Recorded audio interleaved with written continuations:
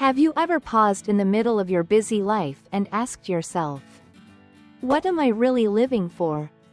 We are all running, but very few of us know where we are running to. Today, let's take a journey to discover the true meaning of life, something you might have been searching for without even realizing it. After watching this video, you will understand how to find the meaning of your own life. Now let's begin. Today's video will be divided into two main parts. The first part is about the steps to discover the meaning of life for each person. The second part is about how some exceptional people in the world found the meaning of their lives. By understanding the paths they took, we can learn valuable lessons for ourselves. Alright, let's start with the steps to finding meaning. Step 1. Change your perception of the meaning of life. In this first step, we don't need to do anything complicated. The only thing we need to do in this step is to change our mindset. Most of us believe that the meaning of life is something already assigned to us at birth and that our job is to search for it. We look for the meaning of our lives through the internet, books, and other people, hoping someone will give us the answer. But this is a mistake. The meaning of life is not something outside of us, nor is it something that is already available. The meaning of life lies within us, and we must create it ourselves. Only a small number of people in the world truly understand this. When we say, the meaning of life lies within us, it means that to find it, we must first understand ourselves. To make this easier to understand, let me tell you a story. The story of the old woman looking for a needle. An old woman was searching for something in front of her small hut. A passerby asked, "Did you drop something?" She replied, "I lost my needle." Another person said, "We can help you. If you know where it fell, we can find it quickly." The old woman said, "The needle fell inside the house." Everyone burst out laughing. "Then why are you looking for it out here?" The old woman answered, "Because it's dark inside the house. While out here I can at least see a little." This is a powerful parable about happiness and the meaning of life. Many people search for the meaning of life as if they are hunting for treasure. They think that if they read enough books or meet enough people, they will finally discover it. But the truth is, meaning is not something we discover. It is something we create. It is not out there in the world. It is something inside us. We are fortunate to be born in this generation. Humans who lived hundreds or even thousands of years before us, despite being from different eras, all ask the same questions. What am I born into this world for? What is the meaning of this life? What significance is there when ultimately everyone dies? Many people spent their entire lives just to understand this first step. Yet we can learn it with a few clicks. All we need to do is read it and understand it. However, if we fail to learn this lesson, we will pay the price for it. Now let's move to step 2, understanding yourself. To find meaning, we must first understand ourselves. This is something both simple and challenging. Simple because we only need to ask ourselves questions and answer them. Challenging because it is so simple that we often overlook it and do not actually do it. Moreover, we often think that we understand ourselves very well, but the truth is that most people are quite unclear about themselves.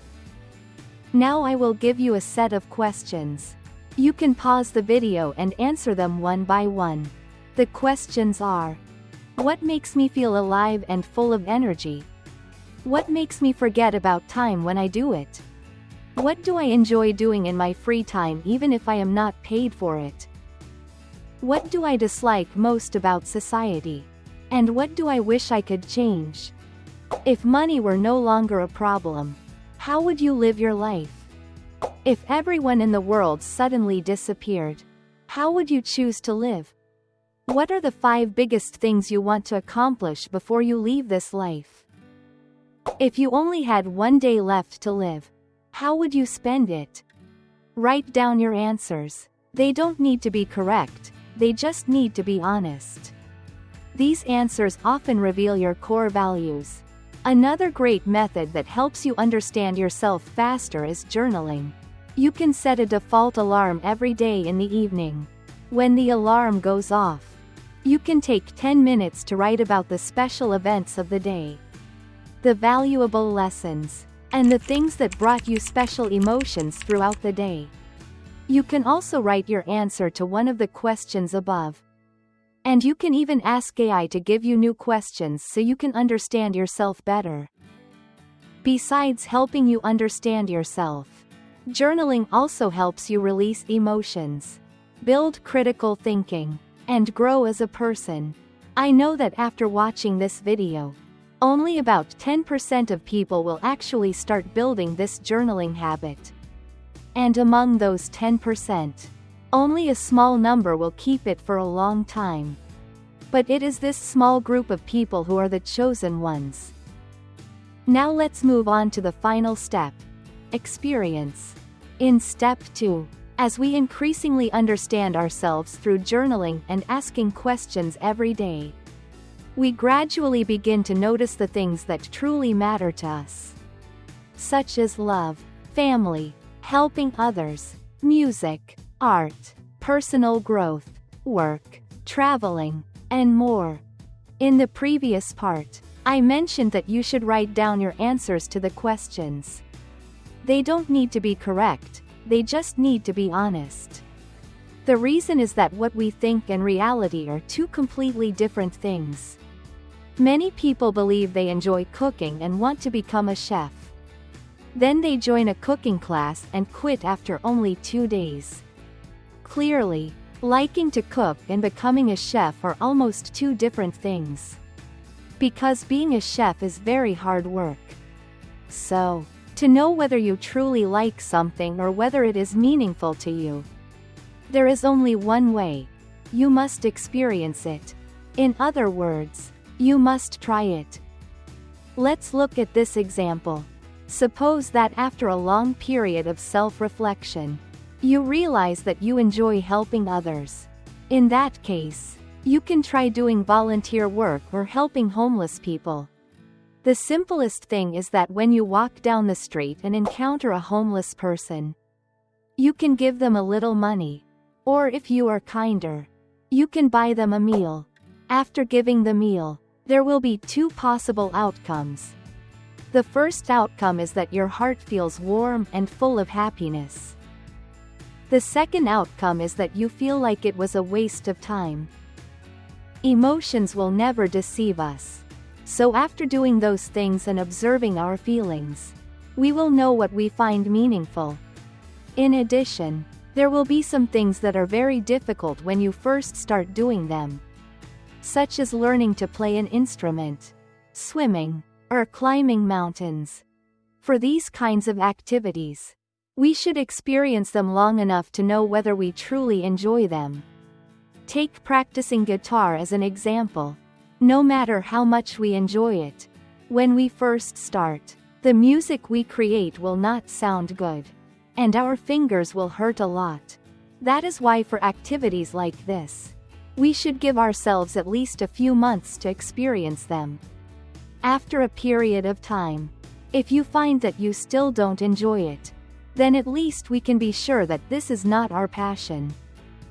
The element of experience is one of the most important factors in creating the meaning of our lives. It is through the process of experiencing and trying new things that we increasingly understand ourselves better and gradually discover our own meaning. However, many people make a fundamental mistake. They sit still and try to think their way to the meaning of life. Their days revolve only around eating, sleeping, working, and scrolling on their phones. Each day repeats those same activities. Their lives may be full of material comfort, but they are very poor in experience. As I mentioned earlier, the meaning of life is not something that already exists. It is something we must create through new experiences. These experiences can be very simple, such as buying a meal for a homeless person, taking a walk around the city, watching the sunrise or sunset at the beach, running in the morning, or even experiencing the Hajiang Loop. And I highly recommend that everyone try the Hajiang Loop at least once in their life. Even though I have not gone yet, it is known to be an amazing experience. I also want to share with you one method I personally used to find my own meaning. This is just my personal experience, but I think it might work for many of you as well. I have a very poor memory, like a goldfish, for things I intentionally try to remember, such as a math formula or a paragraph. I can remember them for quite a while. However, for daily events, the things I don't try to remember or that are not very impressive, I forget very quickly. For example, if someone asks me what I ate or what I did 3 days ago, I can barely remember anything. Having a goldfish memory actually gives me one unexpected benefit. I tend to forget painful memories very quickly. All of us have been through difficult days, both physically and mentally. I have too. I have gone through many emotionally painful days because I often struggle with depression. Some people experience depression for a few months and then recover. But for me, it happens almost all year round. However, there is something special about me. I can be deeply hurt and mentally exhausted because of something that happened today. But after I sleep, the next day feels almost like a reset. All the negative emotions fade away or even disappear. And if I don't intentionally remind myself of what happened, I completely forget how difficult the previous day was. This is one of the advantages of having a goldfish memory. But the downside is that I forget many of the experiences I have gone through. As I mentioned earlier, experiences are extremely important, but remembering those experiences is just as important. For example, a child who experiences a difficult and impoverished childhood may use that as motivation to become wealthy as they grow up. However, if that child also grows up in poverty but quickly forgets the hardships of their childhood, it is likely that they will not have the reasons or motivation to pursue wealth as they get older. So how do we avoid forgetting our experiences? The solution is very simple. First, write a journal, like I mentioned earlier. Second, take photos every day and look back at your old photos. This is a simple habit, but it works extremely well. When you look at an old photo, it is not just a picture. Behind it is a whole story. For example, if you went on a trip with your friends and took a group photo, then later, when you look at that photo again, you won't just see the picture. You will remember the entire memory of that trip. The same goes for family photos. And of course, to have photos like that, you must be someone who takes pictures regularly. If not, you simply won't have any photos to look back on. That is why I take a few photos every single day and often look back at my old ones. The photos I take are just simple moments from my daily life. They can be a street, the sky, a meal, or something special like a trip, a girl, or a friend. Our minds may forget experiences, but photos and journal entries never do. Now, let's move on to the next part. From the beginning of the video until now, we've been talking about the steps to find the meaning of life. We also know that every person will have their own unique meaning. However, according to Viktor Frankl, the author of the book, Man's Search for Meaning, although the meaning of life is different for each person, they can all be categorized into 3 main groups. The first group is doing something that creates value or helps someone. For example, Martin Luther King fought for human equality. President Ho Chi Minh fought for independence and freedom for his people. Parents work hard to take care of their children. Or even something simple like a doctor working with dedication to help their patients recover and no longer suffer from pain. The second group is experiences, such as love, passion, hobbies, meditation, music, and so on. And finally, the third group is finding meaning through one's attitude toward suffering. How a person faces and overcomes suffering can also create meaning. The most famous example is the Buddha. The meaning of the Buddha's life was to escape suffering and help humanity. Another example is David Goggins. He also finds his meaning through how he confronts and overcomes difficulties and pain every day. Now we have everything we need to find our own meaning. You already know the 3 steps. Having the right mindset about meaning, understanding yourself, and experiencing. We also know that your meaning will fall into one of the 3 main groups. Now, let's take a look at a few examples of how famous people around the world have found meaning in their lives. One thing to note is that we look at these examples to draw lessons for our own journey, rather than copying their meaning of life as our own. As I mentioned earlier, each person has their own unique meaning. Just because someone else likes a particular outfit doesn't mean you will like it too. Now, let's start with the first example. Someone everyone knows, Elon Musk. Many people know Musk as a billionaire, but they don't know about his journey to find the meaning of his life. When he was young, Musk pondered the meaning of life. Around the age of 9 to 10, he read a lot of philosophy, science fiction, and religious books. He once said that at that time, he felt depressed and confused because he couldn't understand why humans exist and then die. If everything ultimately returns to nothingness, then what is the meaning of life? In an interview, Musk recalled, "I used to be obsessed with the question, what is the meaning of life? And is there any purpose to all of this?" He said he tried to find answers in the Bible and then in The Hitchhiker's Guide to the Galaxy. And that book completely changed the way he viewed life. In the story, humans build a supercomputer and ask, what is the answer to life? The universe. And everything? The computer answers, 42. The answer sounds meaningless, but Musk understood the message behind it. There isn't always a ready-made answer. The task of humans is not to find meaning, but to create it through their own actions. This is exactly the first step I mentioned earlier. As he grew older, Musk created his own meaning, contributing to humanity.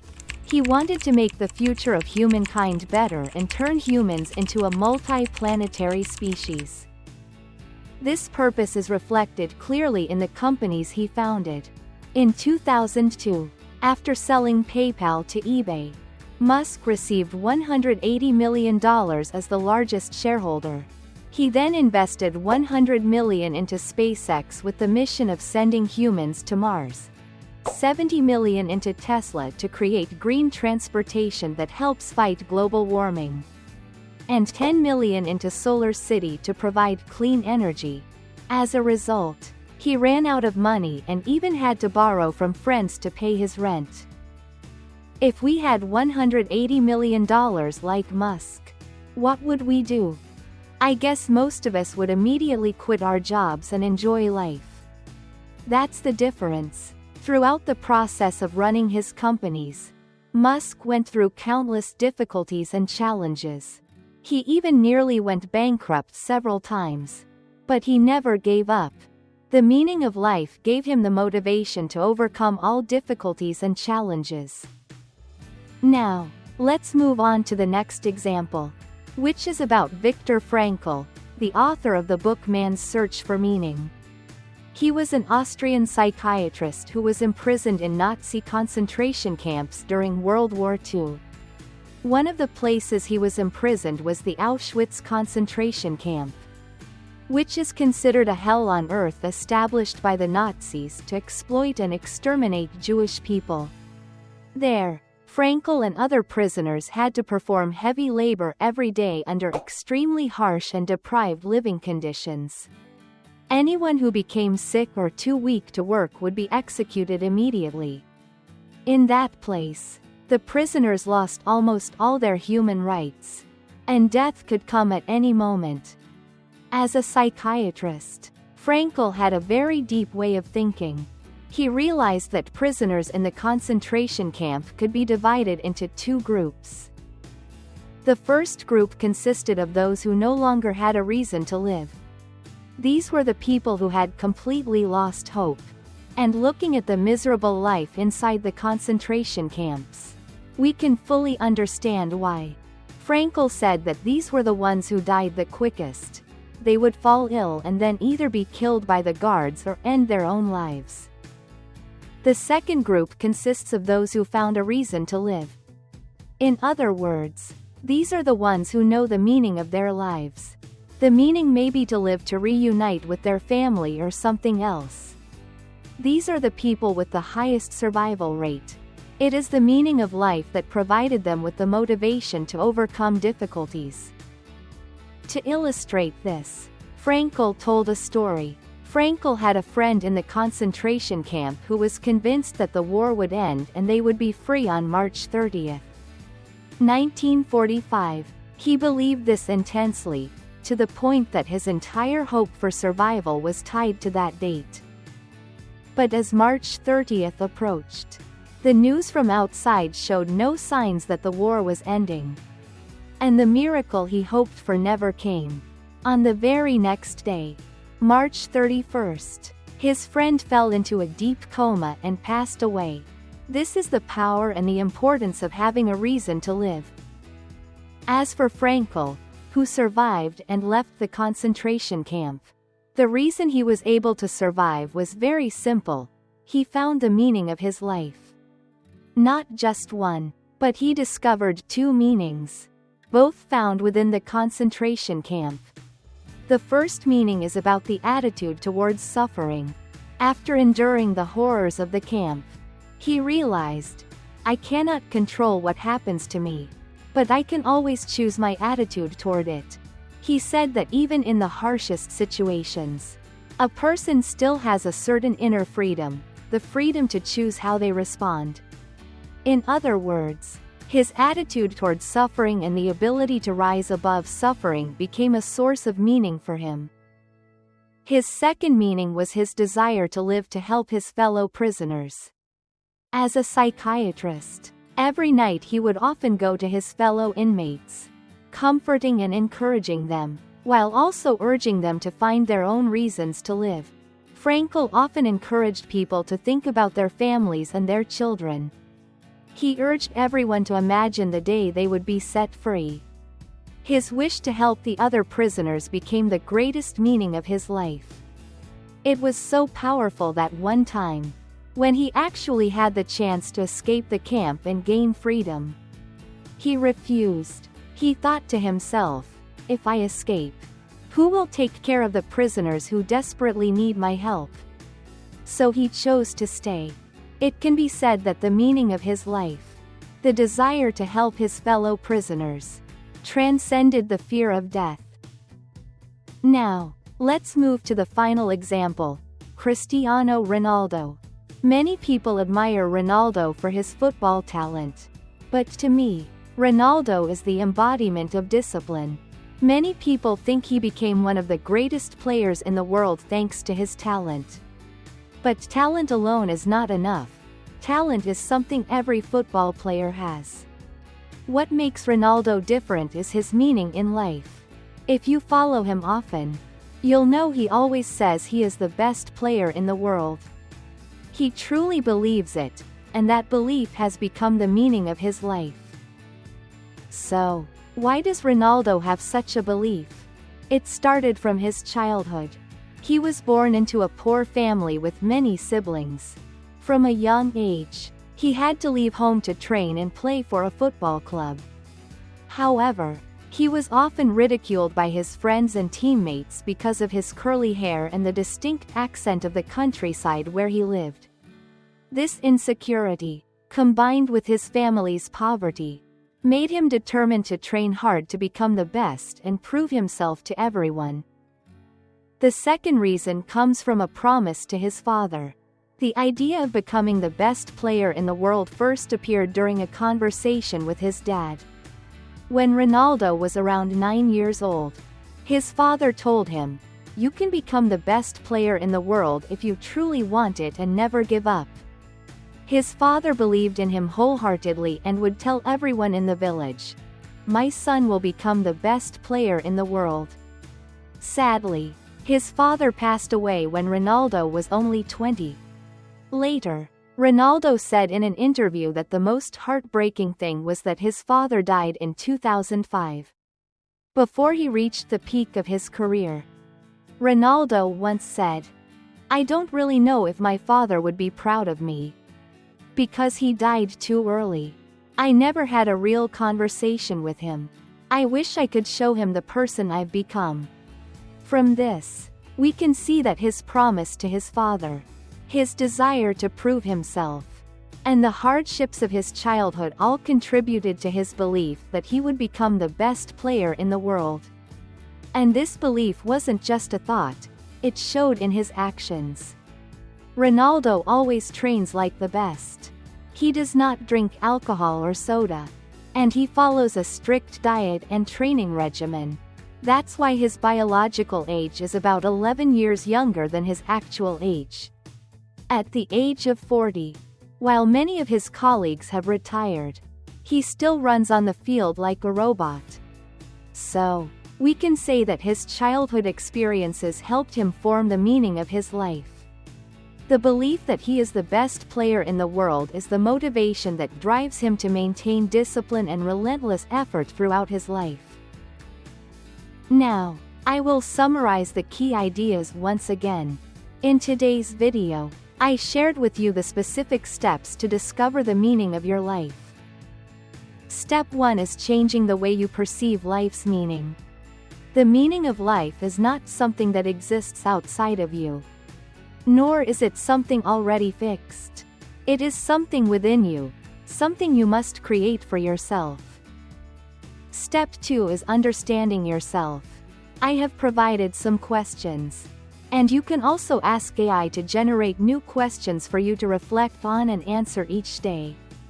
Another method is to build a journaling habit. This process of self-questioning, answering, and writing will help you understand yourself better over time. Additionally, you can develop a habit of taking photos and looking back at old ones every day. This habit helps you preserve your experiences in your memories. To truly understand yourself, it will take quite a lot of time. Step 3 is experience. The meaning of life does not come from sitting still and thinking about it. It only comes through experience. It is the new experiences in life that help us understand ourselves better, which in turn allows us to discover our own meaning.